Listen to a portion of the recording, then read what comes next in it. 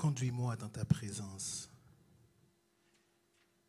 et guide-moi vers ta gloire. Je voudrais voir ta face, ô Dieu, être près de toi.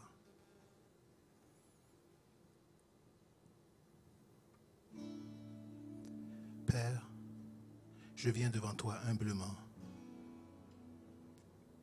Mon cœur veut t'adorer.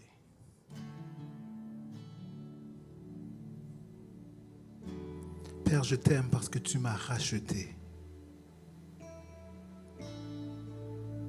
Et mon cœur veut te louer ce matin, Seigneur.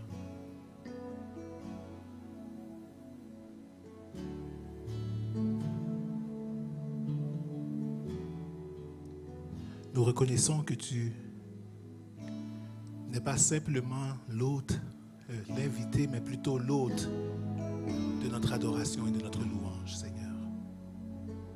Viens siéger parmi ton peuple ce matin. Et que ces chants soient plus que des paroles ou une simple mélodie, mais que ce soit le cri du cœur de tes enfants, Seigneur.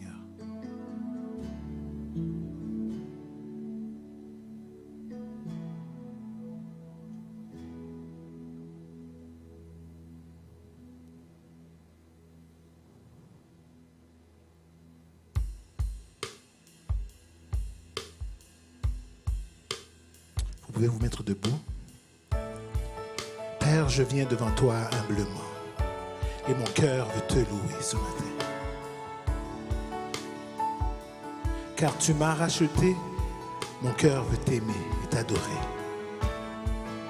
Seigneur, conduis-moi dans ta présence et guide-moi vers ta gloire ce matin. Ce que je veux, c'est d'être près de toi. Père, je viens devant toi humblement. Mon cœur veut te louer. Dis Père, je t'aime. Père, je t'aime, car tu m'as racheté.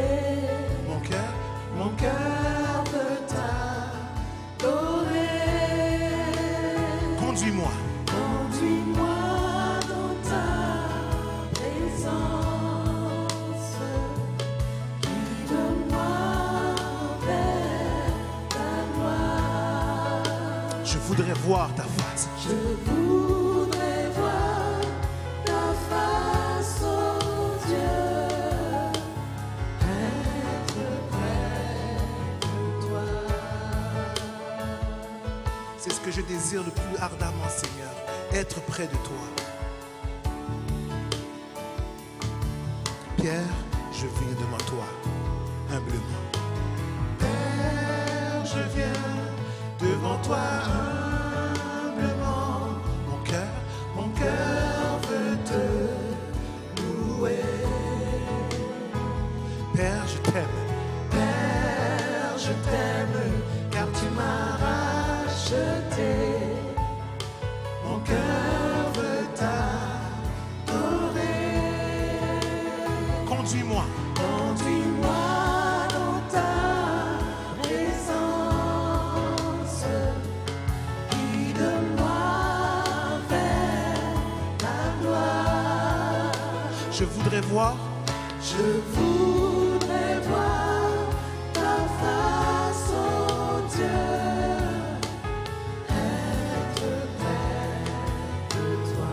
Dis-le encore, conduis-moi dans ta présence. Conduis-moi dans ta présence. Guide-moi vers ta gloire. Je voudrais voir ta face, oh Dieu. Être près de toi. Si tu le désires vraiment, dis je voudrais voir. Je voudrais voir ta face, oh Dieu. Être près de toi.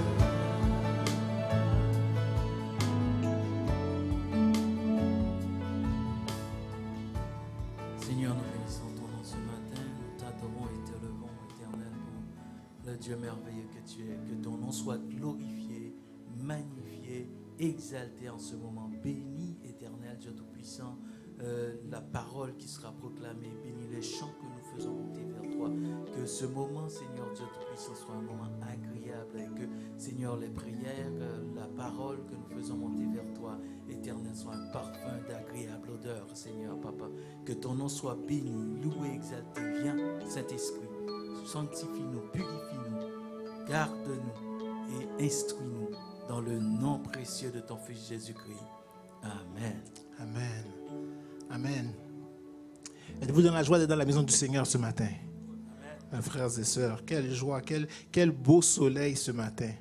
On ne va pas parler de la température, mais on va garder les yeux sur le soleil et on va se réjouir du fait qu'il a renouvelé ses bénédictions encore une fois envers nous tous ce matin, avec ce beau soleil.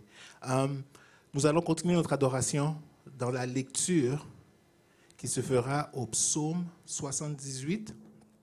Nous allons lire les 19 premiers versets, ou je vais plutôt lire les 19 premiers versets.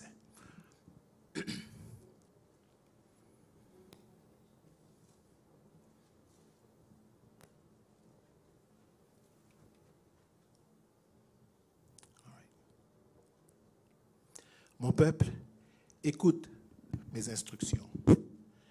Prête l'oreille aux paroles de ma bouche. J'ouvre la bouche par des sentences. Je publie la sagesse des temps anciens. Ce que nous avons entendu, ce que nous savons, c'est que nos pères nous ont raconté.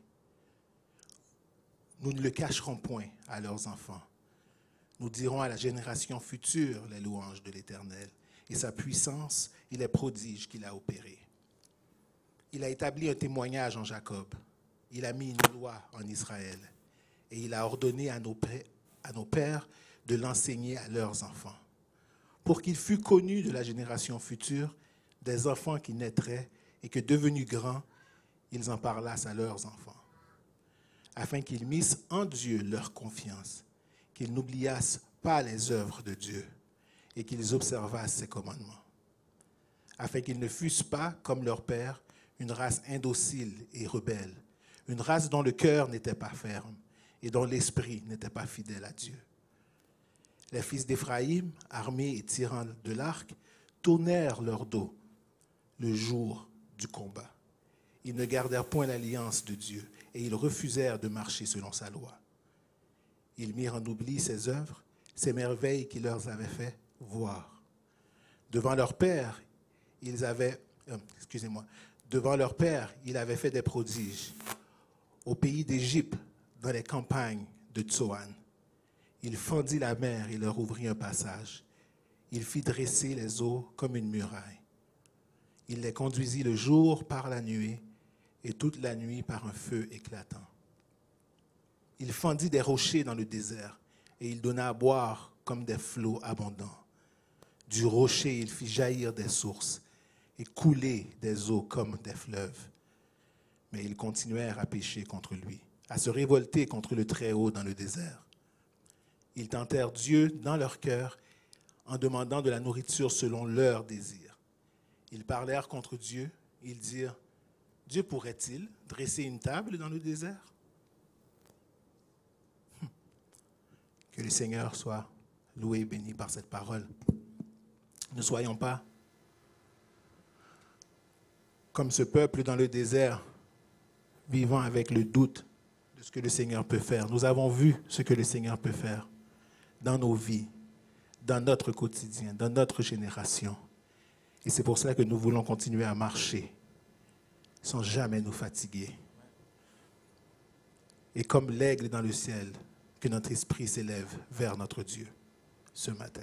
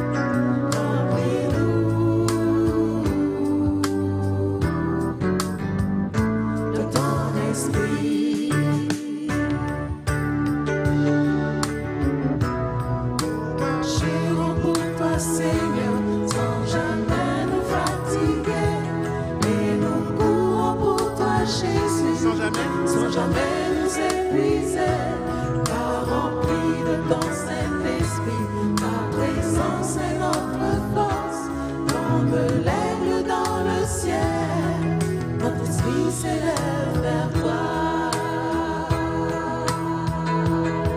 Remplis-nous. Remplis-nous de ton esprit, renouvelle en nous un cœur disposé, en toi seul est notre force. Remplis-nous, Remplis-nous. remplis-nous de ton esprit, renouvelle en nous un cœur disposé, en toi seul est notre force. Remplis-nous de ton esprit, De ton esprit. de ton esprit. De ton esprit. De ton esprit, De ton esprit. de ton esprit, De ton esprit. de ton esprit.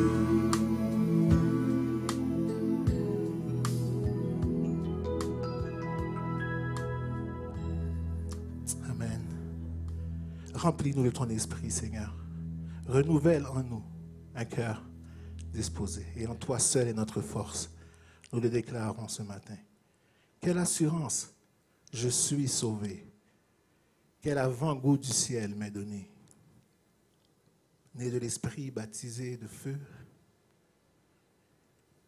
créé de nouveau. Je vis pour Dieu.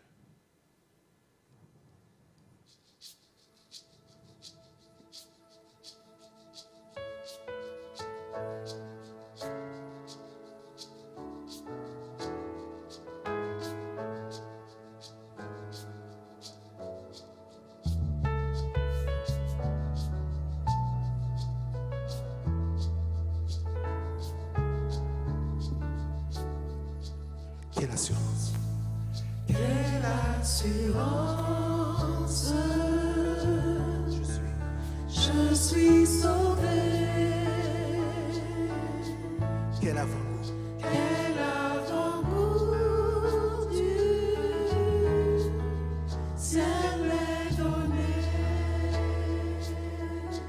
Né de l'esprit, Né de l'esprit, baptisé de feu, créé de nouveau, je vis pour Dieu. c'est mon cantique. C'est mon cantique, c'est mon histoire. Alléluia, je chante à sa gloire. Dis gloire, alléluia. Gloire, alléluia, Gloire au Sauveur, gloire au Sauveur. gloire éternelle. Gloire éternelle à mon Rédempteur.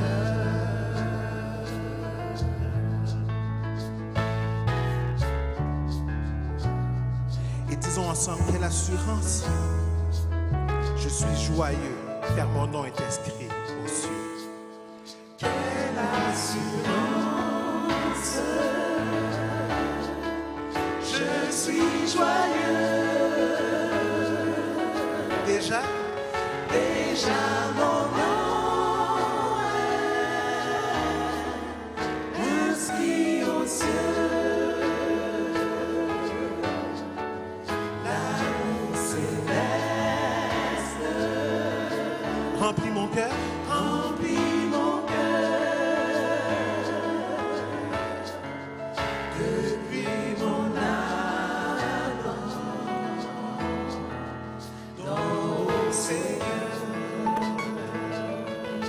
C'est mon cantique. C'est mon cantique. C'est mon histoire. C'est mon histoire. Alléluia. Je chante à sa gloire. Gloire, alléluia. Gloire au Sauveur. Gloire éternelle à mon Rédempteur. Disons, quelle assurance, je suis en paix. Quelle assurance, je suis en paix. La joie de Jésus durera jamais. Plein de sa bonté. Plein de sa bonté, de son amour, tout prêt pour son glorieux retour. Disons avec force, c'est mon cantique. C'est mon cantique, c'est mon histoire. Alléluia, je chante à sa gloire. Disons gloire, alléluia. Gloire, alléluia. Gloire au Sauveur. Gloire au Sauveur. Gloire éternelle à mon Rédempteur.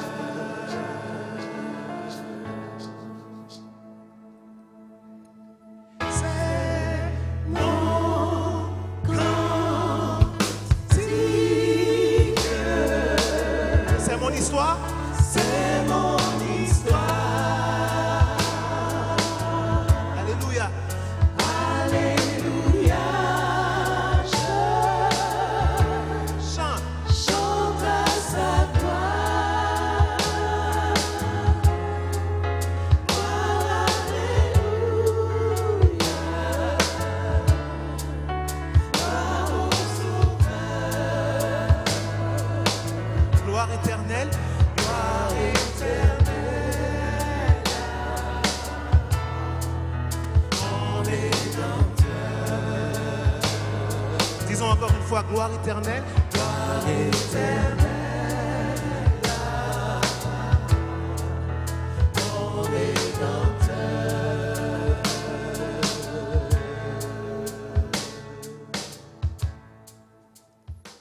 Gloire éternelle à mon Rédempteur. Que le Seigneur soit béni. Vous pouvez vous asseoir, merci.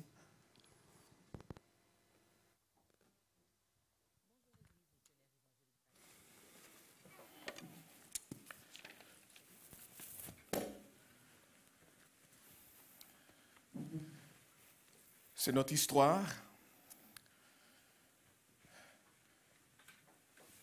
Mon histoire. Et l'histoire qu'on voudrait qu'il soit aussi l'histoire de nos enfants qui viendront à connaître Jésus et qui viendront à aimer ce Sauveur, ce Seigneur et à l'adorer. Dans cette prière que nous allons présenter devant le trône de la grâce, nous allons d'abord prier pour nos enfants et ensuite prier pour toute l'assemblée. Le texte que nous avons lu dans Psaume 78 nous dit ce que nous avons entendu, ce que nous savons, ce que nos pères nous ont raconté, nous ne le cacherons pas à leurs enfants. Nous dirons à la génération future les louanges de l'Éternel et sa puissance et les prodiges qu'il a opérés. Nous avons cette responsabilité-là comme servantes et serviteurs de Jésus-Christ, oui, de faire connaître l'histoire de Jésus à nos enfants. Prions. Notre bon Père Céleste, nous venons ce matin devant toi pour, et avec les enfants dont tu nous as confié la responsabilité de les instruire dans ta parole.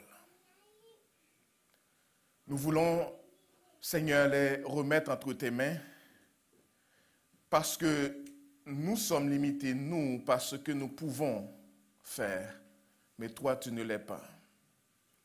Plusieurs d'entre nous, nous voudrions voir nos enfants devenir des intellectuels. Nous voudrions nous assurer que nos enfants aient un emploi stable, qu'ils deviennent des citoyens respectables. Mais fais-nous grâce, ô Seigneur, avant toute chose, que nous voulions que nos enfants connaissent cette belle histoire de l'amour de Jésus pour eux. Cette belle histoire de Jésus qui a été sur la croix, donner sa vie, non pas parce que nous, les parents, nous avons été bons, gentils, mais par amour pour nous. Par amour, il s'est sacrifié. Par amour, Dieu l'a livré à la croix. Et aujourd'hui, il veut encore sauver. Et nous prions que nos enfants, dès leur jeune âge, puissent apprendre à connaître cette histoire pour soumettre leur vie à l'autorité de Jésus et pour le servir. Nous prions que leurs pensées soient soumises à l'autorité de Jésus-Christ. Nous prions qu'ils apprennent à penser selon la parole de Dieu et que ce que tu nous donnes de leur communiquer dans ta parole, que cela ait pour effet de diriger toute leur vie dès leur jeune âge pour que devenus grands, ils ne s'en détournent pas. Qu'ils soient des jeunes hommes, des jeunes femmes que tu vas utiliser dans ce monde, que tu vas envoyer en mission ailleurs dans le monde, pour que d'autres personnes qui doivent entrer dans ton pâturage puissent te connaître et t'accueillir comme Sauveur et Seigneur. Tu connais les besoins de nos enfants. Tu vois ceux qui font face à des difficultés énormes, difficultés qui des fois nous dépassent. Nous les remettons entre tes mains et nous prions au Dieu que tu fasses au-delà de ce que nous pouvons demander ou même penser, parce que tu es un Dieu infiniment grand, éternellement puissant, miséricordieux, compatissant. Fais-le, Seigneur, pour la gloire de ton Saint-Nom, parce que nous avons prié et demandé tout cela dans le nom de Jésus, notre divin Sauveur et Seigneur, qui vit et qui règne au siècle des siècles. Amen. Amen. Je vais maintenant devant le trône de la grâce pour toute notre assemblée. Oui, Père, nous ne pouvons cesser de venir devant toi prier parce que tu es ce Père qui n'est pas tanné de nous accueillir, de nous recevoir. Amen. Et tu écoutes les prières que nous faisons monter devant toi. Et quand ces prières, Seigneur, sont dans ta volonté, tu les exauces. Tu les agrées. Et ce matin, nous venons devant toi, non pas pour t'apprendre des choses au sujet de notre Église, l'Église qui est la tienne. Et chaque membre que tu connais, plus qu'eux-mêmes, ils peuvent se connaître. Nous venons reconnaissant que tu es notre Père et nous avons besoin de nous soumettre à ton autorité. Et nous venons devant toi te présenter nos besoins. Mais surtout, Père, te remercier de cet accès libre que nous avons devant toi. De pouvoir venir à toute heure, à chaque instant, te prier. Quel privilège! Et nous l'avons, Seigneur, ce privilège par les mérites de Jésus, notre Sauveur, notre Seigneur, qui s'est donné pour nous, qui a absorbé la colère pour satisfaire ta justice et montrer ton amour envers nous. Et ce matin, nous voulons venir devant toi avec joie, avec reconnaissance et prier pour nos malades. Nos malades, Seigneur, que tu connais. Nous prions pour notre sœur Gerdy. Nous prions pour notre sœur Roselyne. Seigneur, qui font face à des souffrances dans leur corps et qui ont besoin que tu renouvelles leur force, que tu les touches, que tu les visites. Pour nos personnes âgées qui ont des douleurs dans leur corps et qui, oh Dieu, pour nos frères et nos sœurs qui sont en deuil, qui passent, Seigneur, par cette vallée très difficile où ils ont perdu un être cher. Nous prions pour notre sœur Anne Beaubien, nous prions, Seigneur, pour notre sœur Rose Dora, nous prions pour notre sœur Nsoki, Seigneur, toute la famille qui est affectée. Et ce matin, Seigneur, comment ne pas te prier aussi pour notre sœur Claudia qui vit le décès de sa mère.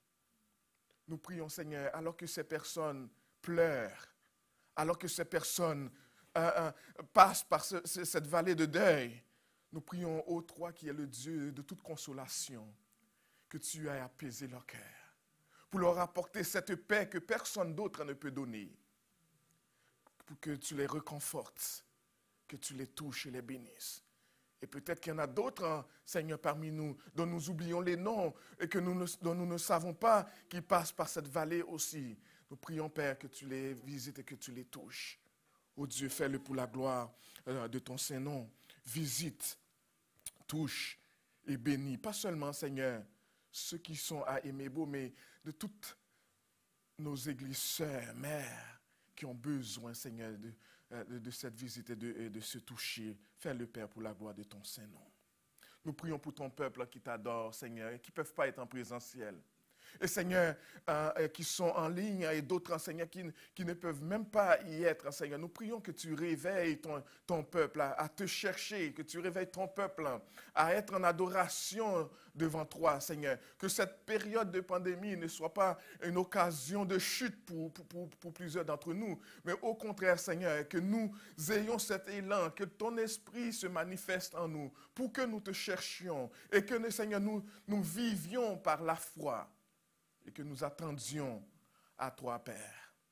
Alors que tu utilises encore des chercheurs pour trouver ce vaccin, mais fais-nous grâce, Seigneur, de nous rappeler qu'il y a un vaccin qui est plus dangereux encore que le coronavirus.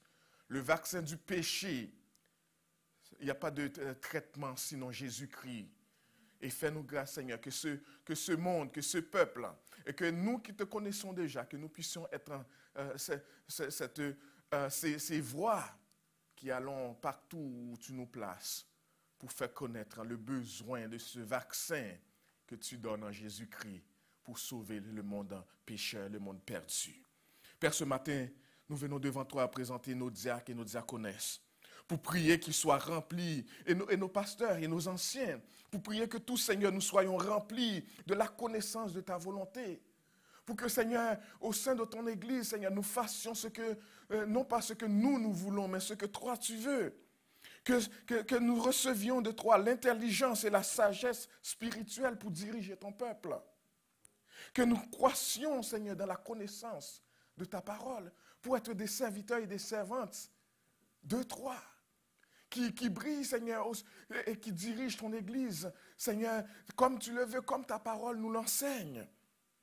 Nous présentons devant toi, ô Père, les différents membres de nos églises. Nous avons prié pour nos enfants, mais nous voulons aussi te prier pour nos jeunes qui ont besoin de se tourner à toi, qui ont besoin de marcher dans la crainte de ton Saint-Nom. Nous prions pour nos ados, Seigneur, qu'ils ne soient pas ceux qui sont influencés par d'autres, mais qu'ils soient ceux qui influencent les autres, Seigneur, pour qu'ils te connaissent, qu'ils soient fiers de leur identité chrétienne et qu'ils marchent en comptant, qu'ils marchent dans la foi, en comptant, Seigneur, sur tes capacités, sur ce que tu es et ce que tu as fait pour eux. Seigneur, nous prions pour nos couples. Nous prions, Seigneur, que ces couples soient des modèles pour leurs enfants.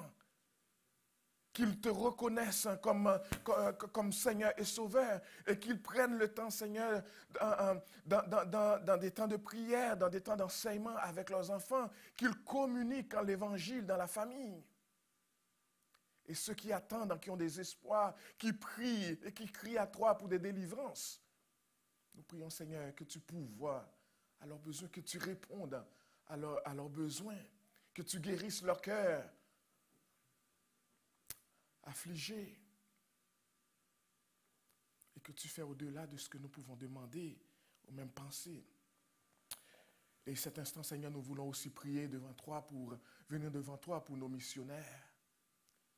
Ces gens qui, même en temps de pandémie, décident, Seigneur, de faire l'œuvre à laquelle tu les as appelés. Il y en a qui sont peut-être découragés. Nous prions, Seigneur, que tu renouvelles leurs forces, que tu leur donnes de voir le fruit, Seigneur, de leur travail, et que tu leur fortifies dans leur corps, que tu leur donnes, qu'il y ait des gens qui se tournent à Jésus, pour que cela vienne à les encourager à continuer le travail, Seigneur, que tu les appelles à faire. Que tu nous utilises, Seigneur, comme église missionnaire, là où tu nous places, et comme des missionnaires partout où tu nous as placés, Seigneur, pour que nous annoncions cet évangile qui sauve. Fais-le pour la gloire de ton Saint-Nom. Ne nous laisse pas, Seigneur, trop confortables là où nous sommes. Et ne nous laisse pas, Seigneur, nous trouver comme excuse la pandémie pour ne pas faire ce travail. Au contraire, s'il y a un temps où nous avons besoin d'annoncer l'évangile, c'est dans ce temps de pandémie où les gens ont besoin de savoir que Jésus sauve et qu'il sauve encore aujourd'hui. Fais-le pour la gloire de ton Saint-Nom.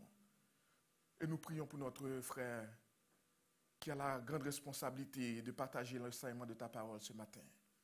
Nous prions que tu le oignes de ton Saint-Esprit, qu'il parle avec grâce et que l'enseignement, Seigneur, qu'il nous apporte vient de ton Saint-Esprit et qu'il le communique avec grâce pour la gloire de ton Saint-Nom et pour notre bénédiction à chacun. C'est notre prière devant toi, non pas, Seigneur, à cause de nos mérites, mais au nom et par les mérites de Jésus, notre divin Sauveur et Seigneur, qui vit dans l'unité avec toi et avec le Saint-Esprit, au siècle des siècles. Amen. Bonjour Église missionnaire évangélique baptiste de l'Outaouais, voici vos annonces pour la semaine. Cette semaine, nous avons temps de prière à 11h mardi. Mercredi, il y a études bibliques à 19h et en même temps la session pour nos jeunes filles sur Zoom à 19h. Tous les dimanches, il y a école du dimanche en ligne pour les enfants de 7 ans à 12 ans, de 16h à 16h45. Dimanche prochain, nous irons à la table du Seigneur. Donc, pour ceux qui seront à la maison, préparez les éléments utilisés comme symbole habituel pour notre célébration. Un petit morceau de pain, un petit verre de jus de raisin pour participer à la table du Seigneur en famille. Nous continuons de nous rencontrer en personne. Si vous voulez participer au culte en personne, vous devez vous inscrire en ligne et vous avez jusqu'à jeudi. Pour ceux qui sont à la maison, connectez-vous avec nous à 10h sur le YouTube d'Aimez-Beau.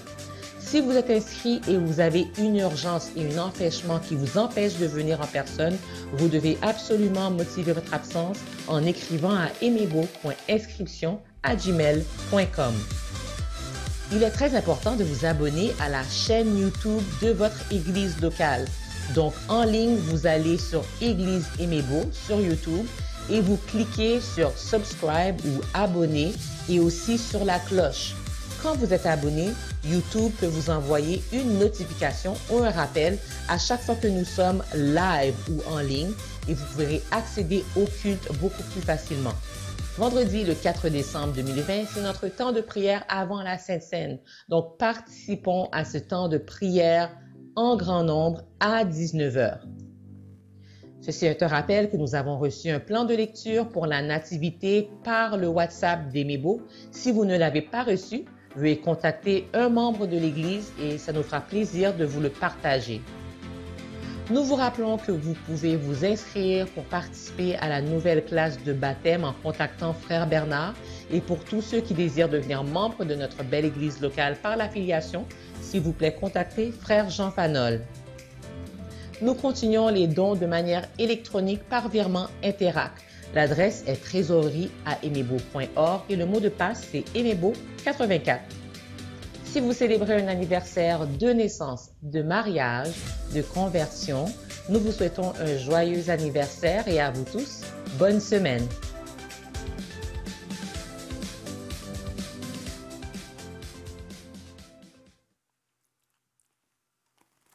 Eh bien, ouvrons nos Bibles à l'Évangile selon Marc, chapitre 1. Marc, chapitre 1, c'est le premier dimanche de la saison de l'Avent et on commence avec une lecture qui parle de l'annonce, la proclamation de la venue de Jésus-Christ et aussi de son retour. Je lis pour nous Marc chapitre 1, versets 1 à 8. Écoutons la parole de Dieu. Commencement de l'évangile de Jésus-Christ, Fils de Dieu, selon ce qui est écrit dans Isaïe le prophète. « Voici, j'envoie devant toi mon messager, qui préparera ton chemin. C'est la voix de celui qui crie dans le désert, préparez le chemin du Seigneur, aplanissez ses sentiers. » Jean parut, baptisant dans le désert et prêchant le baptême de repentance pour la rémission des péchés. Tout le pays de Judée et tous les habitants de Jérusalem se rendaient auprès de lui, et confessant leurs péchés, ils se faisaient baptiser par lui dans le fleuve du Jourdain. Jean avait un vêtement de poil de chameau et une ceinture de cuir autour des reins. Il se nourrissait de sauterelles et de miel sauvage. Il prêchait, disant, « Il vient après moi celui qui est plus puissant que moi, et je ne suis pas digne de délier en me baissant la courroie de ses souliers. Moi, je vous ai baptisé d'eau. Lui, il vous baptisera du Saint-Esprit. » Parole du Seigneur. Eh bien, dans une ère dominée par des calendriers commerciaux, Vendredi fou, en français, c'est plus précis qu'en anglais, on dit Black Friday. En français, c'est Vendredi fou, puis c'est plus au point, je pense. J'ai 2 filles qui travaillent dans les ventes commerciales. Des élections américaines, des périodes de confinement, de pandémie, de l'attente pour un vaccin. Eh bien, dans cette ère-là qui s'est dominée, qui se fait définir par toutes sortes de choses qui se passent dans le séculaire, nous faisons bien d'apporter attention à un calendrier plus vieux, à une cadence plus ancienne. Selon le calendrier chrétien, la saison de l'Avent commence aujourd'hui. La saison où on se prépare à préparer la naissance de Jésus, Dieu dans la chair, et où on se prépare pour son retour. On a chanté ce bon chant « Quelle assurance !» Peut-être vous n'avez pas constaté à la fin, nous avons chanté toujours, tous ensemble, nous sommes prêts pour son glorieux retour. La saison de l'Avent, ce n'est pas le temps de s'acheter des cadeaux de Noël, là, même online, là, parce qu'on ne veut pas fréquenter les magasins peut-être. C'est de se préparer et célébrer et glorifier Dieu pour le don de son Fils à Noël, mais c'est aussi se préparer pour son retour qui s'en vient. C'est un 2 pour 1 si on veut, là. C'est un rabais. Ah, non. Avec Dieu, tout est rabais, parce qu'on a tout, on a la vie éternelle, puis c'est Jésus qui nous l'a payé. L'Avent nous porte à méditer les promesses de Dieu à Israël et au monde, qui se trouvent réalisées en Jésus-Christ, et de nous en réjouir. Et à méditer la promesse de son retour pour juger et nous en réjouir et en prendre garde. Notre texte raconte la proclamation par Jean-Baptiste de l'Avent du Messie. On parle ici du commencement de cet évangile, de la commission de Jean-Baptiste, de la confrontation de Jean-Baptiste, de la confession de Jean-Baptiste. Et ça nous interpelle à l'écouter et comme croyants à l'émuler et à obéir celui qui l'avait annoncé. Ça commence au commencement, au début. Commencement de l'évangile de Jésus-Christ, Fils de Dieu. C'est court, c'est sec. L'évangile de Marc, lorsque nous lisons, chaque évangile a comme sa personnalité. C'est la Bible, là, c'est toute la parole de Dieu, mais ça s'écrit à travers les hommes dont Dieu s'est servi. Donc, chaque livre de la Bible lit un peu différemment, même si tous parlent de Jésus-Christ. Puis ici, Marc, c'est comme il présente Jésus comme l'homme d'action. C'est immédiatement, tout d'un coup, comme ça. Là. Puis Jean, par exemple, comme on a étudié un peu ensemble il y a quelques semaines, à lui, c'est plus, pas contemplatif, mais il voit Jésus comme l'Éternel, le Fils de Dieu, deuxième personne de la Trinité. Mais ici, Marc, c'est Jésus qui vient sauver. Tourne-toi à lui. Puis ici, Marc commence le ministère de Jésus-Christ en parlant du ministère de Jean-Baptiste. Mais pour vrai dire, lorsqu'on dit « commencement de l'évangile de Jésus-Christ », immédiatement, on peut dire il parle de Jean-Baptiste. Mais plus que ça, il parle des prophéties de l'Ancien Testament. Ici, on a 2 versets, Ésaïe 40, verset 3, Malachie, chapitre 3, verset 1. Mais même plus que ça, plus loin que ça, il parle de la promesse du salut, qu'un descendant d'Ève allait écraser la tête de Satan. Genèse 3 et 15. Mais le commencement de l'évangile de Jésus-Christ ça porte bien plus loin que ça. C'est toujours présent dans la pensée de Dieu de sauver son peuple par son Messie, par son Fils Jésus-Christ. Donc, si l'évangile de Jésus-Christ commence ici, selon Marc, avec Jean-Baptiste, c'est un évangile éternel dans le cœur et dans la pensée du Dieu éternel envers nous, son peuple qu'il a choisi sauver. Donc, on parle ici de l'évangile de Jésus-Christ, Fils de Dieu. Mais l'évangile, c'est quoi? C'est la bonne nouvelle. Puis, c'est l'évangile de qui? De Jésus-Christ. Autrement dit, ça vient de lui et ça s'agit de lui. Vous comprenez? Là, on a la prédication, l'enseignement de Jésus-Christ. Mais moi, si je me plaçais ici, puis je parlais de Gordon Bellier, là, vous auriez de quoi à dire, ben là, peut-être la semaine prochaine, on va espérer que ce soit Pasteur Arsène ou Pasteur Francky, parce que lui, il ne fait rien que parler de lui-même. Mais ici, là, c'est une grande joie que Jésus vient parler de Jésus. Puis c'est ça l'Évangile. Comme John Piper l'a écrit, Dieu est l'Évangile. Jésus-Christ, c'est Dieu. C'est le Fils de Dieu qui est venu parmi nous. La parole éternelle qui a pris chair et a pris sa demeure, fait sa demeure parmi nous. Donc, lorsque l'Évangile de Jésus-Christ, c'est ce que dit Jésus, puis c'est Jésus lui-même qui est sujet de l'Évangile. C'est Jésus-là qui est venu nous sauver. Car Dieu a tant aimé le monde qu'il a donné son Fils unique afin que quiconque fait son possible va être sauvé. Non, avec que quiconque croit en lui ne périsse point, mais qu'il ait la vie éternelle. C'est en Jésus-Christ. Et il est venu parce que nous étions des pécheurs.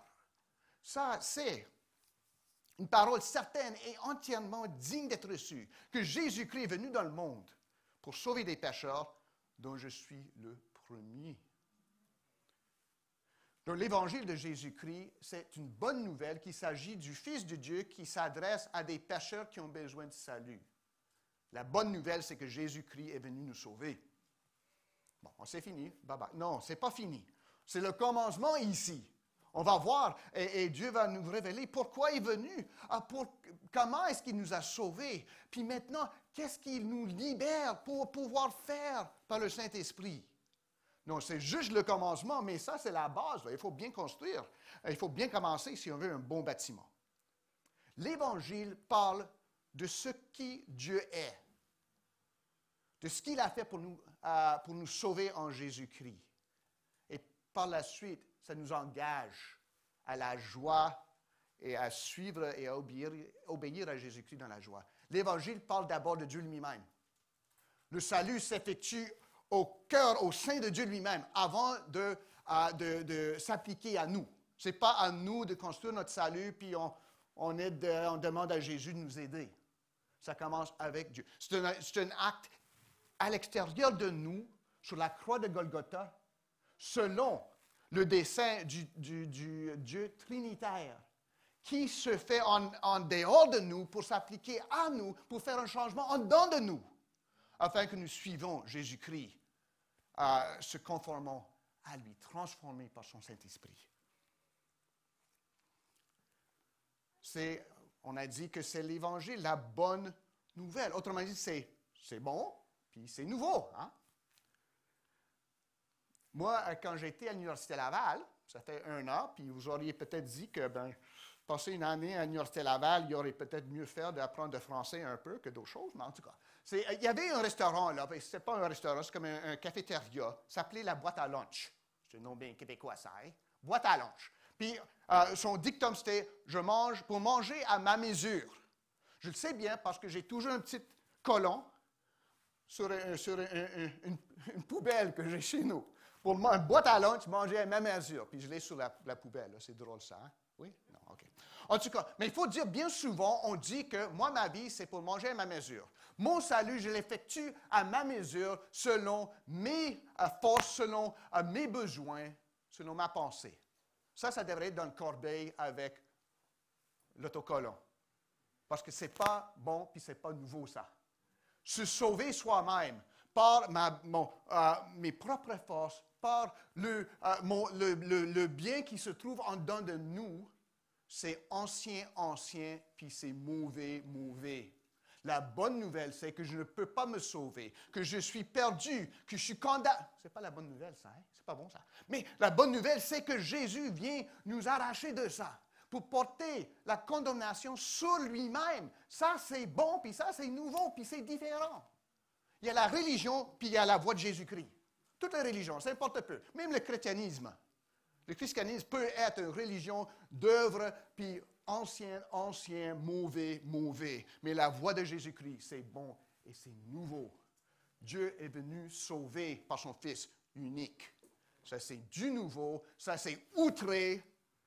C'est pour ça que lorsque vous parlez de Jésus-Christ, le monde dans lequel l'Esprit Saint ne travaille pas encore, sont quoi? Je vais à l'église, laisse-moi en paix. Ou je vais au temple, laisse-moi en paix. Ou je fais ça, ou je donne aux pauvres, laisse-moi en paix. C'est tellement nouveau, c'est tellement différent que c'est choquant. Puis vous devriez être choqués. Comme Jean-Baptiste a choqué le monde, on devrait être choqués par la bonne nouvelle de Jésus-Christ, parce que c'est tellement différent. Ce n'est pas du comme ça l'a été. Pas du same old, comme on dit en anglais. C'est bon, puis c'est nouveau. Puis Jean-Baptiste l'annonce. Puis l'annonce à un peuple, un petit reste, un faible reste qui l'attendait. Puis je vous commence, je sais qu'on vous a donné des lectures à faire. Puis portez attention aussi au premier chapitre de Luc. Et ça parle d'un peuple fidèle qui attend le Messie. Zacharie, Marie, Élisabeth, tout ce monde-là, Siméon, Anna, qui attendaient que Dieu fasse quelque chose selon sa promesse. Puis ça, quelque chose était Jésus-Christ. Son propre Fils, ce n'est pas juste envoyer quelqu'un. Il est venu dans la chair en Jésus-Christ, parmi nous. Puis ça, c'est le commencement de l'évangile de Jésus-Christ, Fils de Dieu. C'est la bonne nouvelle, l'évangile, qui est Jésus-Christ. Et c'est ça, comme Marc nous l'annonce, que raconte l'Évangile. C'est ça que cherchait le monde. C'est ça dont chante le vieux cantique, là. Oh viens bientôt, Emmanuel, nous délivrer du jour cruel et du péché brisé la loi. Ton peuple entier s'attend à toi. Joyeux, levez les yeux au ciel. Voici venir Emmanuel. Jean-Baptiste attend ça, à un monde qui mourrait en attente pour Jésus-Christ. Un monde qui meurt toujours sans Jésus-Christ. Un monde qui va voir le retour de Jésus-Christ. Mais c'était quoi la commission de Jean-Baptiste? Selon ce qui est écrit dans Ésaïe, le prophète, « Voici, j'envoie devant toi mon messager qui préparait ton chemin. » C'est la voix de celui qui crie dans le désert. « Préparez le chemin du Seigneur, aplanissez ses sentiers. » Je sais qu'on a quelques personnes qui travaillent dans les services, dans les hôpitaux, services sanitaires. Combien est-ce qu'on a ici qui travaillent dans les hôpitaux, puis du monde comme ça, non? Peut-être vous êtes tous au travail. OK, notre frère. Ben là, ça me surprend, ça me choque. Oh oui, je pensais, ça serait, je m'attendais à tu lèves la main. Ben, ça me choque toujours des histoires qui sortent à chaque quelques années. Ils trouvent quelqu'un dans un hôpital, un médecin qui est là depuis des années, puis tout d'un coup, on se rend compte qu'il n'y avait pas eu de formation. Il ne s'était pas entraîné, c'était juste un gars qui s'est décidé, je vais être médecin. Puis il s'est présenté à l'hôpital, puis tout d'un coup, il faisait tout ça. Puis d'habitude, à un moment donné, là, on le poigne. Je ne dis pas ça à vous pour vous faire peur, vous qui avez peut-être prochainement à subir des chirurgies, là. Mais c'est pour ça qu'on a comme des qualifications. Hein? Il faut faire l'entraînement, passer des examens. Notre pasteur Arsène a dû faire ça pour avoir sa reconnaissance confessionnelle auprès de l'Union. Puis notre Église aussi a dû subir un certain standard pour être admis dans la famille de l'Union. Mais ici, on voit Jean-Baptiste, le prophète, lui, a une qualification aussi. Il s'est fait qualifier. Il y a un message, c'est le messager de l'Éternel. Le messager de celui qui vient selon la volonté de Dieu, qui va sauver. Jean-Baptiste, c'est le dernier des prophètes de l'Ancien Testament. Puis si on veut sa carte d'affaires, là, c'est ça. L'Éternel l'a envoyé. Annoncer celui qui vient. Aplanissez les sentiers, préparez le chemin. C'est ça, la description des tâches, si on veut, de Jean-Baptiste. Puis son annonce, c'est la réalisation de la promesse de Dieu en Isaïe 43, verset 3, Malachie 3, verset 1. Puis ces versets-là, puis on va les lire tantôt, parlent d'abord de Yahvé qui allait amener son peuple dans l'exil en Babylone. Isaïe prophétisait déjà que le peuple allait aller en exil, mais Dieu allait les faire retourner dans la terre promise. Premièrement, c'est la première chose dont parle le prophète. Mais sa réalisation, sa plénitude serait le Messie qui viendrait. Il était aussi, Isaïe, là pour annoncer le venu du Fils de Dieu parmi son peuple pour les libérer, pas d'exil en Babylone, mais de l'exil égyptien, si on veut, du péché. Puis on lui a dit de crier. Mais crier quoi? Pourquoi est-ce que Jean-Baptiste doit crier? Ésaïe chapitre 40, verset 6 dit, « Une voix dit crie » et il répond, « Que criais-je? » Mais crier. Pourquoi crier? Parce qu'il y a tant de fausses nouvelles, tant de mauvaises nouvelles qui circulent autour de nous. Le plus branché qu'on est, le plus informé que nous sommes, le moins que nous savons. Vous ne trouvez pas? Il y a tant de nouvelles, on ne sait plus quoi faire avec. Moi, je sais, j'ai Flipboard sur mon cellulaire ici. Puis, les choses qui rentrent, on sait, d'après les sources, que ça va être vraiment un paquet de mensonges. Là. Mais des fois, il y a tant d'informations qu'on ne sait pas quoi faire avec. On est en train de noyer sous un tas de faits, de faux faits, de faits peut-être, d'informations, d'opinions, blou. Il faut crier. Même de vraies nouvelles, des fois, peuvent nous détourner du vrai espoir. Juste parce que quelque chose est factuel, ça ne veut pas dire que c'est une vérité. Parce que la vérité, ça dépend de comment les faits répondent à la vérité de Dieu. Juste parce que quelque chose est vrai, ça ne veut pas dire que c'est la vérité, c'est digne de nous guider. Donc, il faut crier parce que le monde est entouré, est noie de fausses nouvelles, de mauvaises nouvelles même. Il faut crier parce que c'est important. Si jamais il y a une crise, on ne dit pas « Oh, sortez, sauvez-vous ». Non, on crie à haute voix, hein? Mais c'est ça que fait Jean-Baptiste ici. C'est important et c'est de bonnes nouvelles. Et on est tellement habitué à recevoir de mauvaises nouvelles, puis des fois, il faut dire « Hey, c'est la bonne nouvelle! Écoutez-vous, là! Soyez pas sourds parce qu'on est sourds. On est sourds et on a besoin d'être secoués. » Donc Jean-Baptiste, il crie pour attirer le monde, attirer leur attention. C'est pour ça qu'il crie. Crier. Quoi? Quoi crier? Que est-ce que je devrais crier? Il parle d'un chemin dans le désert. Préparer ce chemin. Dans le désert, c'est là où se trouve le peuple fidèle.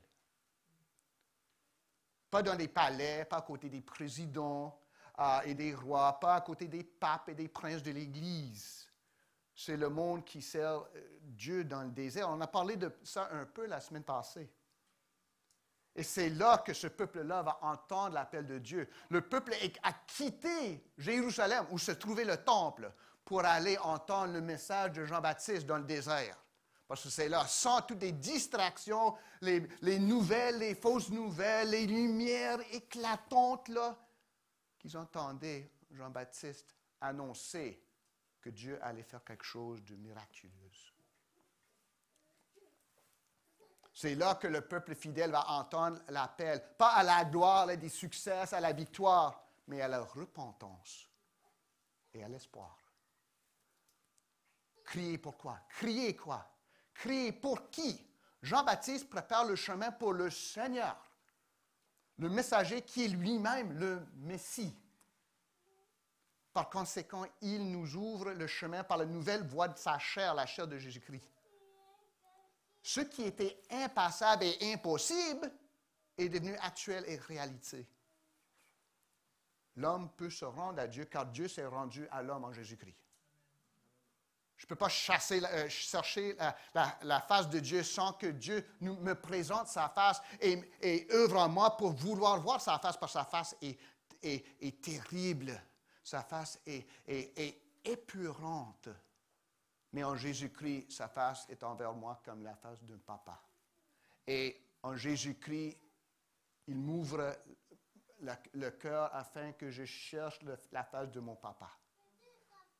Donc, si on veut, c'est une voie à deux sens ici. Je vous ai parlé, quand j'ai eu l'occasion, bien avant le COVID, d'aller à San Francisco. C'était une noce de deuxième lune de miel pour moi et ma femme. Puis à San Francisco, ils parlent très peu français. Il y a l'espagnol, par exemple. Puis il y avait une rue là qui s'appelait, je vais l'essayer là ici, El Camino del Rey. Pour ceux qui parlent espagnol, c'est pas pire, hein? Ah, ouais, mais merci.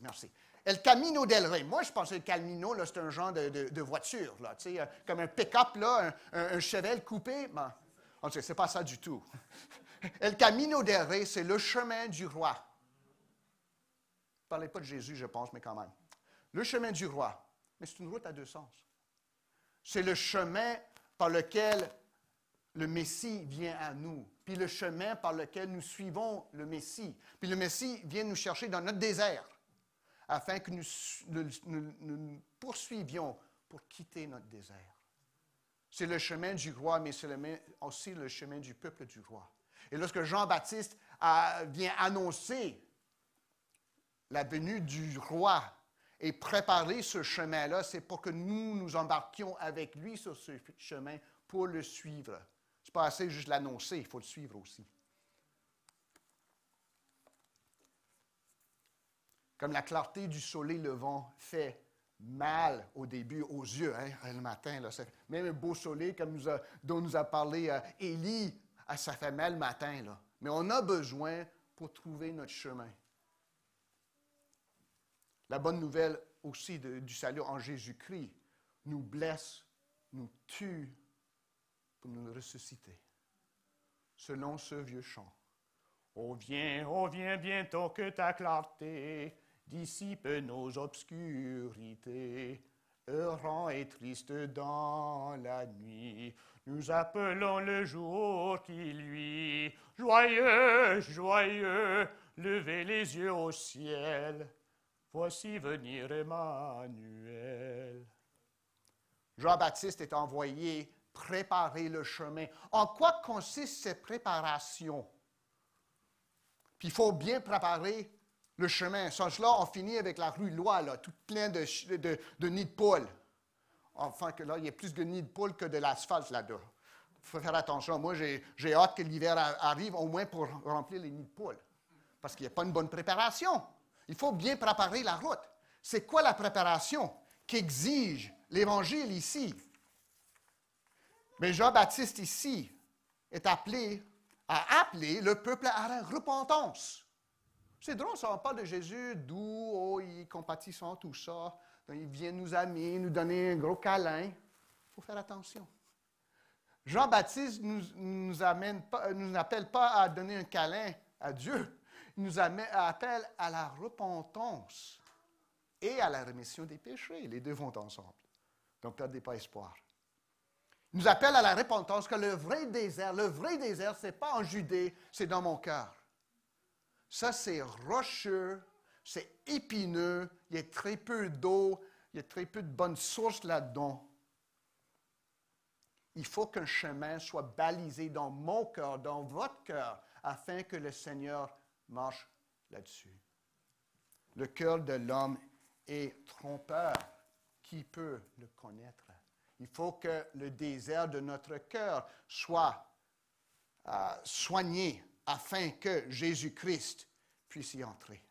Donc, la proclamation de la bonne nouvelle de Jean-Baptiste commence avec un appel à la repentance. On essaie de vivre sans Jésus-Christ, ou pire, de vivre avec Jésus-Christ dans le monde. En l'attelant à toutes nos priorités, il prend son place avec tous les autres bœufs de notre vie pour nous attirer là où on veut aller. Peut-être nous avons cherché le salut ailleurs. Même dans un vaccin. Mon espoir, c'est un vaccin. Un vaccin, ça va venir, ça va être tout beau par la suite. Tous les malheurs de la société vont être réglés par ce fameux vaccin. On a besoin du vaccin. On prie pour ça. Mais comme l'avait dit Pasteur Arsène, le vaccin ne va pas régler le pire problème de l'homme, c'est le péché. Si je suis en train de mourir d'un cancer, une aspirine, c'est beau, mais ça ne va pas me guérir. J'ai besoin du guérisson de celui qui est le soleil, qui vient sur les ailes, qui a la guérison entre ses ailes, selon Malachie chapitre 4. Le salut se trouve en Jésus-Christ. Nulle part ailleurs, surtout pas au-dedans de moi, dans mes efforts, dans mes joies. Nous avons eu peur. Ce n'est pas un péché d'avoir peur. C'est un péché d'avoir peur et de dire à Dieu, t'es bon le dimanche, mais le restant de la semaine, je vais m'en occuper. C'est ça qui donne peur. Jésus-Christ est roi. Dieu est souverain. Il est souverain sur tout. Nous n'entrons pas dans nos problèmes sans lui, parce que sa main est sur toutes choses. Je dois me repentir d'avoir eu peur sans objet. C'est correct d'avoir des incertitudes, de dire, je ne sais pas, mon emploi, mes études, ma santé, je ne sais pas qu'est-ce qui va en devenir. C'est correct. Notre Père comprend ça. Mais de dire, j'ai peur, je vais régler ça, je vais faire. Puis Dieu, il laisse à côté, sauf le dimanche matin, lorsqu'on vient louer, là. Ça, c'est le péché. On doit se repentir de ça. Moi, je dois me repentir de ça. J'ai parfois préféré l'obscurité à la lumière. C'est de ça qu'il faut se repentir. Donc, l'Évangile ici, l'appel commence avec un appel à la repentance. Un métanoïa. C'est votre grec pour ce matin. Non, j'ai un autre mot en grec, donc. Mais métanoïa, c'est grec. Ça veut dire tourner de bord, comme ça. 190 degrés. Les mots de la Bible sont vraiment, sont pratiques, sont coupants. On ne me dit pas d'aimer Jésus dans mon cœur. On me dit de tourner de dos. 190 degrés. Ce n'est pas juste me tourner la tête pour penser différemment. Si je tourne la tête sans me tourner le corps, qu'est-ce qui va m'arriver? Je vais me briser le cou. Ça va mal aller. Tout le corps se tourne. La pensée et la conduite pour suivre El Camino del Rey, Jésus-Christ. Mais avec cette repentance vient la rémission ou le pardon, si on veut. Le mot grec, un autre mot grec, je vous en ai 2 pour 1, c'est ça que je vous ai dit. Hein? Aphésin, c'est renvoyer comme. C'est comme, allez-vous-en, péché. Le Père les pardonne. Ce n'est pas qu'il a oublié. Il n'est pas comme moi parfois, j'oublie des choses, puis lorsque vous allez devenir vieux comme moi, vous allez oublier de plus en plus. Mais Dieu n'oublie pas, mais il choisit de ne pas voir nos péchés parce qu'il voit à la place le sang de Jésus-Christ, son Fils bien-aimé. Jésus couvre nos péchés. Dieu lui-même se cache nos péchés. Ce n'est pas moi qui cache mes péchés à Dieu. J'essaie de le faire. Adam et Ève ont essayé de le faire, ça a mal allé. On s'est caché de toi parce qu'on avait peur. Ridicule, c'est lui qui a fait tout le monde, puis le cosmos, puis un couple se cache de lui. Mais on fait ça souvent, hein? Mais si la rémission des péchés dont on a besoin, c'est Dieu lui-même qui les cache en Jésus-Christ. Donc, c'est ça la bonne nouvelle ici. Bien souvent, on dit, je vais faire ça, puis Dieu va faire ça pour moi. Mais ici, c'est Dieu a fait ça, ça me rend capable de faire ça, puis par la suite, c'est ça mon état. C'est l'indicatif de ce que Dieu a fait, suivi par l'impératif de ce qui m'incombe à faire, suivi de l'indicatif, mon statut en Jésus-Christ. Jésus-Christ est venu. Repentez-vous. Recevez la rémission des péchés. Si vous êtes tourné envers ce Jésus-Christ, vous êtes tourné, ça veut dire que vous êtes métanoïa, vous êtes repenti, vous êtes pardonné. Dieu vous a pardonné vos péchés. Pas question de faire autre chose pour essayer d'essuyer la sueur. C'est Dieu qui le fait en Jésus-Christ. C'est pour ça que c'est la bonne nouvelle. Le mauvais, c'est pas le contraire de nouvelle. Ancienne chose, là, c'est que je fais mon passé, puis je vais espérer que Dieu va l'accepter. Donc, c'est pour ça que tant de monde, même qui fréquente l'Église, dit « Oh, je ne suis pas sûr s'il va aller au ciel. » Je l'espère. On parle surtout à certains, du monde de certaines traditions. « Allez-vous au ciel? Oh, je l'espère. » Mais c'est quoi ça? Moi, je ne suis pas venu ici à l'Église en espérant d'arriver. Je m'assurais de pouvoir arriver à l'heure. C'est pour ça que j'ai checké mon vélo, j'ai pompé les pneus, tout ça. Mais si c'est plus important d'arriver au ciel. Ce n'est pas question, oh, je l'espère. C'est que ce que Dieu a fait en Jésus-Christ a clairé le chemin pour qu'on est déjà en Jésus-Christ. On est déjà sauvé. Puis demain, on va être sauvé. Vous comprenez? C'est ça la bonne nouvelle. C'est différent. Ce n'est pas les vieilles c'est mold. C'est la bonne nouvelle. Puis c'est ça qu'annonce Jean-Baptiste. C'est pour ça que, surtout les autorités religieuses n'ont pas aimé ça. Oh, c'est différent, on n'aime pas ça. Mais c'est la bonne nouvelle. Le venu de la roi, qui nous appelle à la repentance, qui nous donne la rémission des péchés. Puis le baptême ici, c'était en signe. Ce n'était pas le baptême, ne remettez pas des péchés. Le baptême ne fait pas ça. Mais le baptême était en signe du pardon qu'ils avaient déjà par la grâce de Dieu, suite à leur repentance, que Dieu lui-même leur avait donné. Quelle bonne nouvelle. Ça, c'est une bonne nouvelle. Ça, c'est quelque chose à annoncer pour couper à travers tout le bruit, tous les fausses nouvelles. Dieu donne le salut en Jésus-Christ.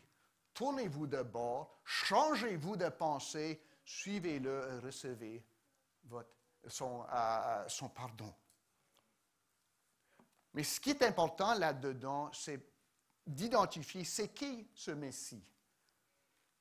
Parce qu'il y a une confrontation ici. On a parlé du commencement de l'Évangile. On a parlé aussi, moi j'ai parlé en tout cas, de la commission de Jean-Baptiste. Maintenant, il y a une confrontation. Puis vous vivez à chaque jour, à chaque fois que vous cherchez à suivre Dieu, puis il y a quelque chose en dedans ou en dehors de vous, de dire, faites-vous-en pas, là, c'est correct, c'est pas si grave que ça. Jésus, c'est juste une autre façon de vivre, faites-vous-en pas, là, c'est pas grave, là, Dieu, il va comprendre, pas besoin de prier, pas besoin de lui donner. Ça, c'est l'ancien homme qui parle à nous de dire, non, pas besoin de faire ça. Puis le monde autour de nous va dire, prends pas ça pour sérieux, là. C'est pas sérieux, ça, c'est Jésus, là. C'est bon dans l'Église, là, mais quittez le bâtiment de l'Église, là. Pourquoi c'est tellement important? Soyez comme tout le monde. Acceptez tout ce qu'on vous dit. Nous allons vous faire accepter ça, là. C'est pour ça qu'il y a une confrontation. L'Évangile, c'est pas juste bonne nouvelle. Oh, c'est bon, c'est comme des guimauves. C'est guimauve, on dit, ou guimauve? Guimauve, merci. C'est pas comme du guimauve dans le chocolat chaud. Je ne sais pas si vous aimez ça, moi j'aime ça. Ma femme aime vraiment ça. C'est pas ça l'Évangile. On voit ici l'Évangile, ça coupe aussi. Puis peut-être ici c'est moins évident, mais si on examine, si on recule juste un petit pas pour voir le contexte des prophéties de l'Ancien Testament selon lesquelles Jean-Baptiste a eu son mandat, Ésaïe 40, versets 6 à 11. On va partir de deux passages, Ésaïe 40 et Malachie 3, les deux auxquels fait référence Marc ici. Ésaïe 40, 6 à 11, je lis pour vous. Une voix dit crie. Et il répond, que criai-je? Vous allez, si on veut, vous allez crier. Toute chair est comme l'herbe, et tout son éclat comme la fleur des champs. L'herbe sèche, la fleur tombe, quand le vent de l'Éternel souffle dessus. Certainement, le peuple est comme l'herbe. L'herbe sèche, la fleur tombe, mais la parole de notre Dieu subsiste éternellement.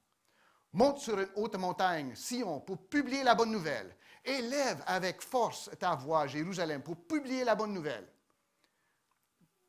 Et ta voix ne craint point, dis aux villes de Juda, voici votre Dieu. Voici le Seigneur, l'Éternel, vient avec puissance.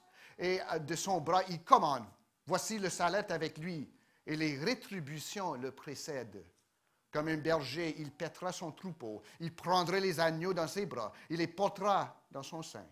Il conduira les brebis qui allaitent. Malachie 3, versets 1 à 2. Voici, j'enverrai mon messager. Il préparera le chemin devant moi. On a entendu ça déjà. Et soudain entrera dans son temple le Seigneur que vous cherchez et le messager de l'alliance que vous désirez. Voici, il vient, dit l'Éternel des armées. Qui pourra soutenir le jour de sa venue? Qui restera debout quand il paraîtra? Car il sera comme le feu du fondeur, comme la potasse des foulons. Ça, c'est notre Jésus. Ça, ce n'est pas un autre Dieu qui est malin, qui n'est pas gentil, là, pas génial comme notre Jésus. Ça, c'est Jésus. Ce que Jean-Baptiste annonce, il annonce à ceux qui sont des rebelles. Dieu est un feu consommateur qui consomme, mais en même temps qui pardonne. C'est ça, Jésus, vraiment, c'est un bataillon terrible avec ces drapeaux qui vient. Il vient purifier. Jean-Baptiste parlait de la première venue de Jésus-Christ et de son retour à la fin du temps. Donc, c'est ça l'appel ici, ce n'est pas juste une suggestion de si vous voulez être heureux, ben pourquoi pas venir à Jésus, donne-lui une chance. Mais c'est pas ça, c'est pas l'Évangile, ça. Pas ici, c'est pas selon la Bible. C'est plutôt là, le Messie vient, des choses vont vraiment changer. Il apporte avec lui le feu, le jugement. Tournez-vous vers lui. Et pour le salut, et pour la joie, et pour ne pas être consommé. Les deux vont ensemble. Puis ça, c'est le message de Jean-Baptiste. Il faut l'écouter au complet, pas juste une partie qu'on aime. Si l'Évangile me fait violence. Parce que, oui, pas non, oui. Parce que, de nature, hors Jésus-Christ, je suis rebelle, je suis enfant de colère. Donc, il faut que Dieu me saisisse pour me tourner envers Jésus-Christ, pour me sauver par amour. Lui qui est doux et amical envers nous doit aussi nous changer afin que nous le cherchions. L'Évangile fait violence. Ça ne se confond pas avec le monde. Le monde, la manière de vivre selon le monde et l'Évangile ne vont pas ensemble. Parce que le monde cherche une chose. L'Évangile de Jésus-Christ cherche une autre. Il faut faire très attention de la manière qu'on vit dans les deux. Parce qu'on vit dans les deux. Mais il y a juste un maître, puis ça, c'est Jésus-Christ. Si c'est autrement, l'Évangile, c'est la mauvaise nouvelle pour nous. Cette confrontation va me changer, va me tourner envers Dieu en Jésus-Christ. C'est pour ça qu'on parle de l'Évangile, pas comme information, mais transformation, mais c'est aussi confrontation. La bonne nouvelle, c'est que Dieu ne va pas me laisser où ce que j'étais. Il ne demande pas ma permission. Il ne dit pas, oh, ce ne serait pas une bonne chose, Gordon, si tu faisais ce que je voulais. Ben non, je faisais ce que je voulais, moi. Puis Dieu m'a dit, je t'aime trop pour te laisser continuer comme ça. Je vais te changer, je vais te tourner envers mon fils. Tu vas te repentir et je vais te remettre tes péchés. Et tu vas vivre éternellement.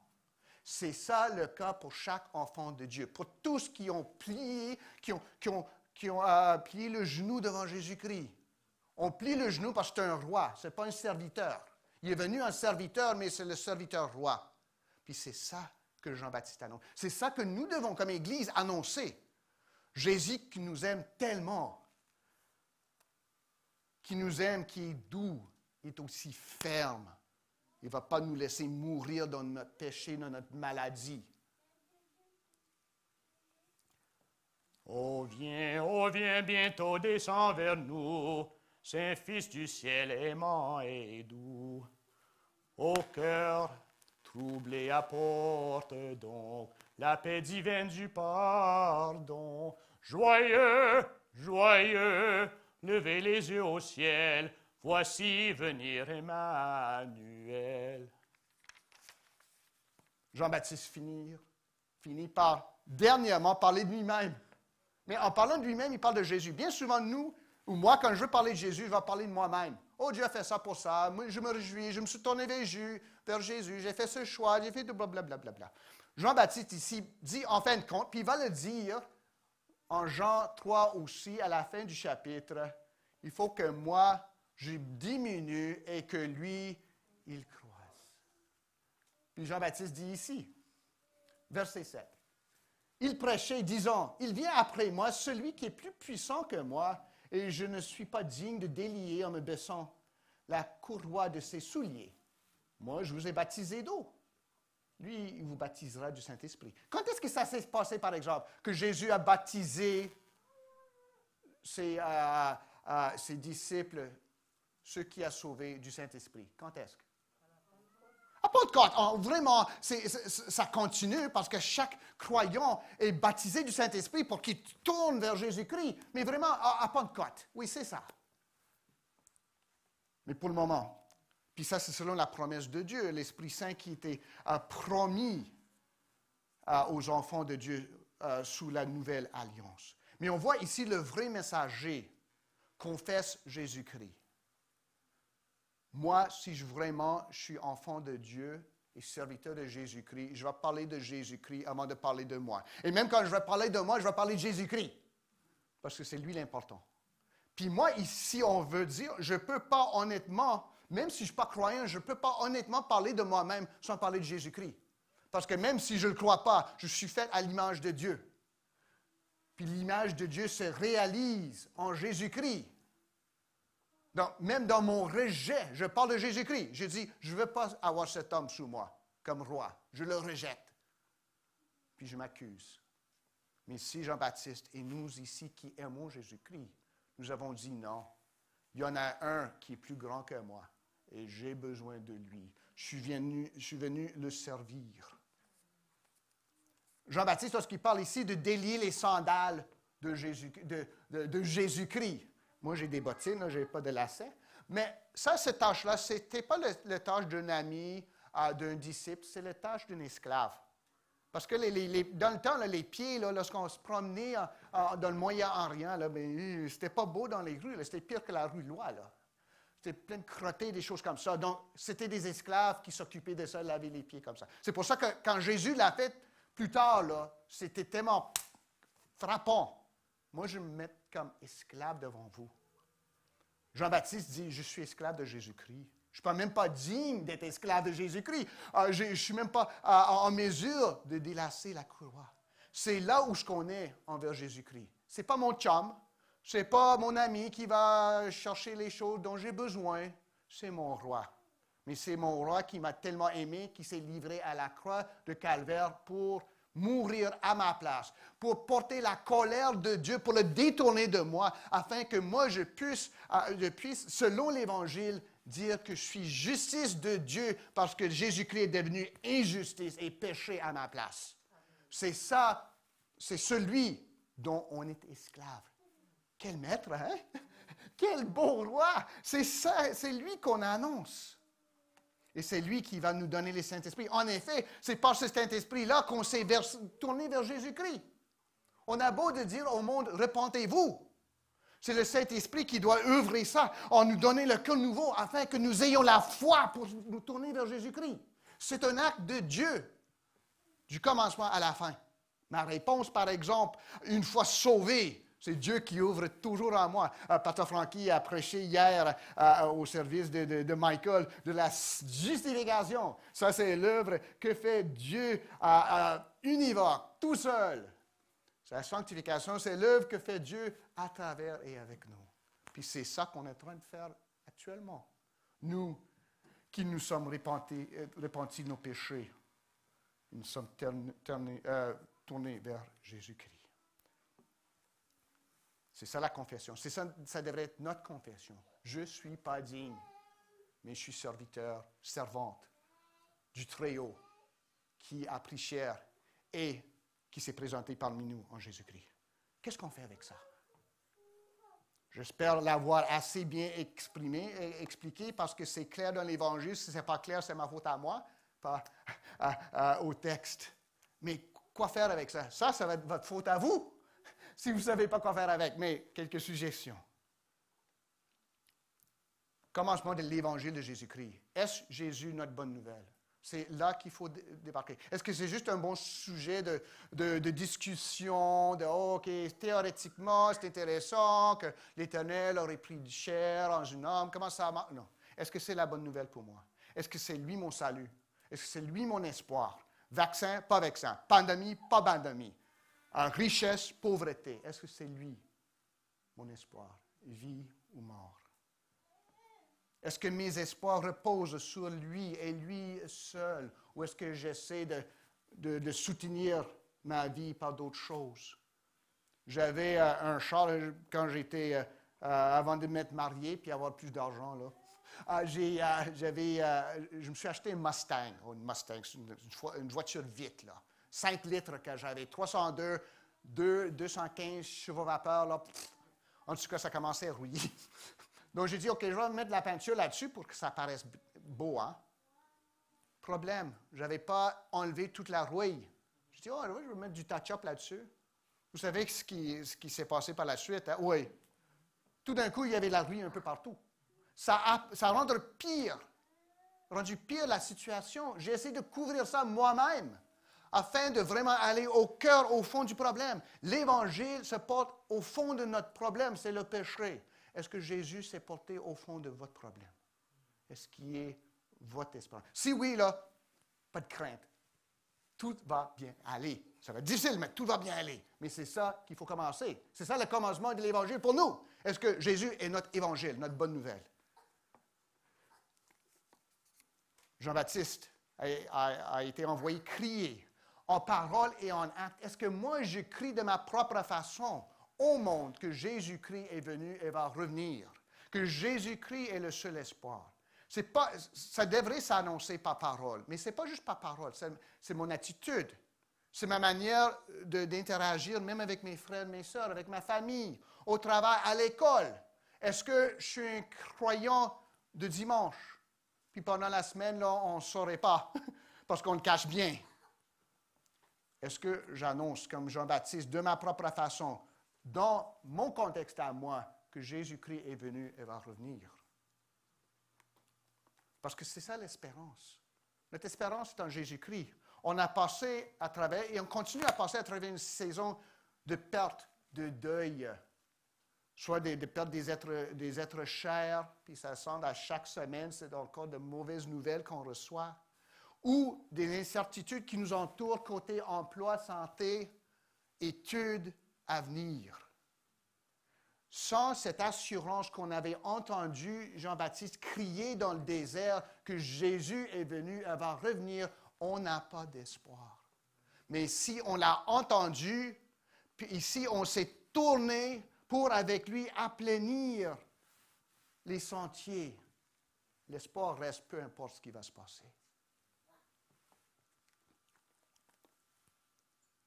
Jean-Baptiste a été envoyé préparer un chemin. Est-ce que moi, j'ai fait un chemin dans mon cœur? Est-ce que Jésus s'y est rendu? Est-ce que j'ai dit, non, viens Jésus, je te prépare une place, la place du roi, la place préférée. Moi, je cède ma place parce que je ne devrais pas être là. Il y en a qui ont dit que si Jésus est votre copilote, vous n'êtes pas dans le bon siège. Jésus n'est pas mon copilote, c'est lui mon roi. Est-ce que j'ai déjà fait ce chemin? Est-ce que j'ai besoin de le faire? Comment y procéder? Me repentir. Est-ce que j'ai du monde? Puis ça, c'est une bonne saison pour le faire. Est-ce que j'ai vraiment du monde à qui je dois m'approcher pour dire, j'ai péché contre toi, j'ai mal agi, j'étais blessé. Est-ce que j'ai des clôtures à ranger, à réparer pour préparer le chemin? Est-ce que j'ai un chemin à paver, à préparer pour Jésus lui-même? Est-ce que j'ai de quoi qui reste entre moi, mon âme et le Seigneur? C'est la saison pour le faire. Ce n'est pas la saison pour fêter et acheter des cadeaux. C'est la saison pour m'approcher de Dieu en disant, je suis désolé, j'ai péché contre toi, Père. Aie pitié, comme est ton habitude. Et dernièrement, est-ce que je cherche à me diminuer pour voir croître Jésus dans ma vie? C'est difficile parce que, moi j'ai remarqué, il y a certains qui, le plus religieux qu'ils sont, là, le plus orgueilleux qu'ils sont. C'est comme, ça devrait être comme ça, pas comme ça, hein? Plus que je connais Jésus, plus que je devrais une opinion mieux calibrée de moi-même, hein? N'est-ce pas? Je devrais me voir. C'est pas que je dis, oh, maintenant je suis vaurien. Non, c'est pas ça. Maintenant je me vois de plus en plus avec les yeux de Dieu. Il y a des choses que je dois ranger. Je ne suis pas aussi bon que je ne pensais. Je ne suis pas aussi beau que je pensais. Mais Dieu m'aime quand même. Est-ce que je diminue? Si on veut être Jean-Baptiste, il faut diminuer pour que le monde nous entende. S'ils disent, connaître Jésus, c'est se péter des bretelles. Mais ils vont peut-être vouloir ça, mais ils ne vont pas vouloir connaître Jésus-Christ. Non, si on dit, le plus que je vois de Jésus, le moins que j'aime ce que j'ai été, le plus que j'aime ce que Jésus est en train de faire en moi. C'est être croyant, ce n'est pas se haïr. C'est aimer ce que Jésus est en train de faire en moi et de mettre à côté ce que j'essaie de faire sans lui. Est-ce que je fais ça? C'est la saison de m'examiner pour dire, OK, peut-être il y a des fois, peut-être je vois une œuvre que Jésus est en train de faire, je m'en réjouis. Je fais d'autres choses que, OK, il faut ranger ça. Il faut aplanir ce sentier. Il faut rendre droit ce chemin. L'Avent, c'est une saison de se souvenir de ce que Dieu a fait et de se préparer pour les choses à venir, le retour de Jésus-Christ. Est-ce pas un temps de recommencer de nouveau avec Jésus? Peut-être pour ceux, peut-être même ceux qui sont chez nous, là, chez vous, qui nous regardent sur l'Internet, qui disent, l'Église, ma temps de communion fraternelle se perd dans le rétroviseur. C'est le temps de dire non, je retourne. C'est le temps de dire, est-ce qu'il y a de quoi qu'il faut m'adresser dans ma vie pour marcher plus proche avec Jésus et avec son monde? C'est le temps de le faire. C'est un temps de préparation. Ou est-ce bien c'est un temps de commencer pour vous? Sur Jésus, j'en ai entendu parler, mais je n'ai jamais aplani le chemin pour lui. Et je n'ai jamais pris le chemin avec lui. Est-ce que c'est le cas pour vous? Il reste du temps. On est entre le premier avant et le retour de Jésus-Christ, mais on ne sait pas pour combien de temps que cette fenêtre va rester ouverte. Ou cette porte, disons. Passez par cette porte et rentrez et suivons celui qu'annonce Jésus-Christ et celui qui l'annonce et qui va retourner. Lui qui s'est livré pour nous. Amen. Prions ensemble, frères et sœurs. Père Céleste, nous te remercions pour ce Jésus que tu as envoyé malgré notre péché, à cause de notre péché, pas parce que nous t'aimions, mais parce que nous t'haïssions. Tu l'as envoyé pour nous sauver, pour faire des rebelles, des fils et des filles de Dieu. Merci Jésus. Merci pour ton amour. Merci pour ton œuvre dans nos cœurs, même quand ça fait mal, parce que tu nous transformes à ton image. Merci pour la croix. Merci pour le pardon. Merci pour l'adoption que ça nous gagne auprès de Dieu. Merci que le Père n'est plus en colère contre nous, mais en toi, Jésus, se nomme notre Père et nous désigne ses enfants. Aide-nous à te suivre, Jésus, à te donner la place qui t'est due, à marcher le long du chemin avec toi et au Saint-Esprit de Dieu puisses-tu tourner les enfants perdus, les enfants rebelles, vers leur Père, le Père céleste, qui en Jésus-Christ les appelle et les commande de se tourner vers lui pour le pardon. Œuvre ce miracle en ceux qui sont toujours rebelles, comme tu l'as déjà œuvré en nous qui t'aimons à cause de ton œuvre. Au nom de Jésus, nous prions. Amen. Recevons la bénédiction.